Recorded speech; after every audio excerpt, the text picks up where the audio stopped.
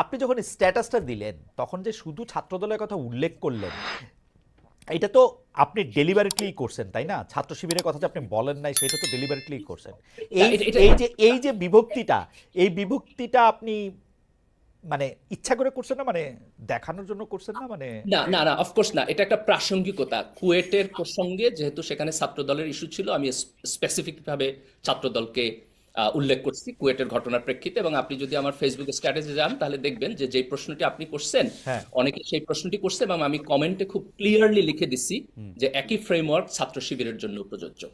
ওকে, কিন্তু আপনি স্ট্যাটাসটার মধ্যে, আচ্ছা, এইটা একটু না, আমি প্রশ্নটা। ডিসক্রিমিনেশন করি নাই, আমি কুয়েটের ঘটনার প্রেক্ষিতে আচ্ছা লিখছি। ঠিক আছে, কুয়েটের প্রাসঙ্গিকতার ঘটনার কারণে প্রেক্ষিতে, যে কুয়েটের ঘটনার প্রেক্ষিতে আমি এখন আমার আমার আমার আমার টেবিলে যে এখন বিডি নিউজ 24.com এর একটা নিউজ, সেটার মধ্যে হচ্ছে ফেসবুকে মন্তব্যের জেরে এমসি কলেজের শিক্ষার্থীকে পেটালো যে ছাত্র শিবির।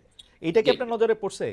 যে এটার নজরে আমি পড়ছে, আজকে সকালে আমি বেশ কয়েকজনের সাথে কথা বলছি যে ঘটনা কি ঘটছে। খুব হ্যাঁ। সম্ভবত এখানে শিবিরের সংশ্লিষ্টতা থাকতে পারে। আমি এই প্রোগ্রাম শেষ করে এটার ব্যাপারে স্ট্যাটাস দিব। Okay, thank you so much doctor Ghalib, আপনি আমাদের সঙ্গে মোরাল থাকবেন। Standard is moral standard, Khaled okay. ভাই, ডাজন্ট ম্যাটার না whether না, this is আমরা ছাত্র আমরা দল, আমরা আমরা ছাত্র শিবির or whoever it is। আমরা এটা এটা এটা এটা আপনার কাছে আশাও করি।